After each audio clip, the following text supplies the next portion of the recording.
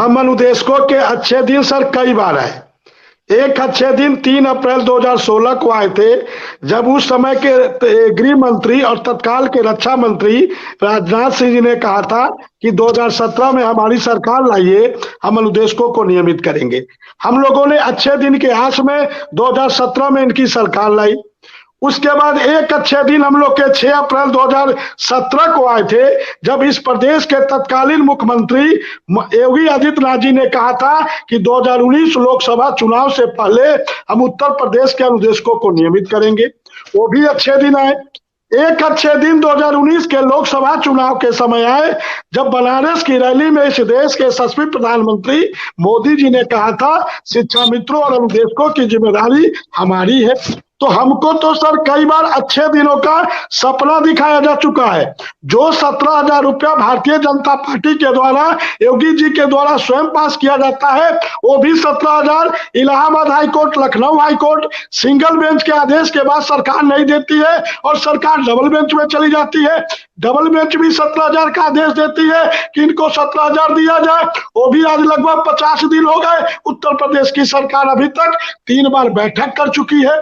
हमें समझ में नहीं आता है, जब डबल बेंच में आप खुद गए तो फिर आपको उसका आदेश लागू करने में क्या समस्या है। इसको लेकर आप 3 बार बैठक कर चुके हैं। अरे एक आदेश जारी करिए, 17,000 रुपया आप रिलीज करिए, लेकिन 3 बार बैठक हो चुकी है। अगली बैठक 24 तारीख को होगी, देखा जाए उस बैठक में क्या होता है। तो ये बैठकों का सिलसिला जारी है सर।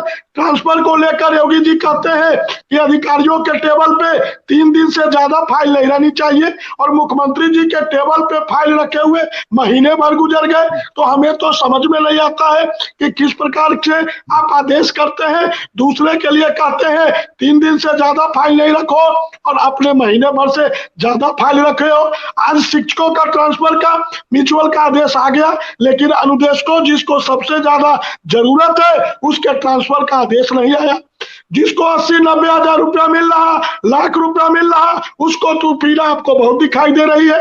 लेकिन जो 300 रुपया प्रतिदिन कमा रहा है और 300 रुपया में 200 रुपया पेट्रोल का दे रहा है, उन महिलाओं की पीड़ा आपको समझ में नहीं आती, जो शादी होने के बाद भी मायके में रहती है, उसका पति ससुराल में रहता है, एक बच्चा ससुराल में रहता है, एक बच्चा मायके में लेकर किस प्रकार से समाज का ताना भी सुनती है। क्योंकि ये समाज में आप जानते हैं, शादी के बाद कोई महिला ससुराल में न रहकर मायके में रहती है तो समाज किस प्रकार की बातें करता है, समाज के लोग कितना उसको ताना देते हैं। क्या इसके माता पिता ने कहा इनकी शादी कर दी, ये ससुराल में नहीं रहकर मायके में रह रही है।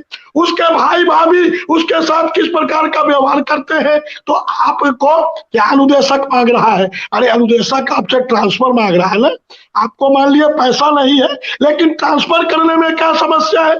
उसमें तो कोई पैसा नहीं लग रहा आपको, फिर भी उत्तर प्रदेश सरकार जिसको ट्रांसफर की जरूरत नहीं है उसको ट्रांसफर देते हो, और जिसको जरूरत है उसको ट्रांसफर नहीं देते हो। तो हम किस प्रकार से अच्छे दिन की परिकल्पना करें? इस प्रकार के अच्छे दिन तो कई बार अनुदेशकों के जीवन में सर आ चुके हैं। यदि आप लोग का आशीर्वाद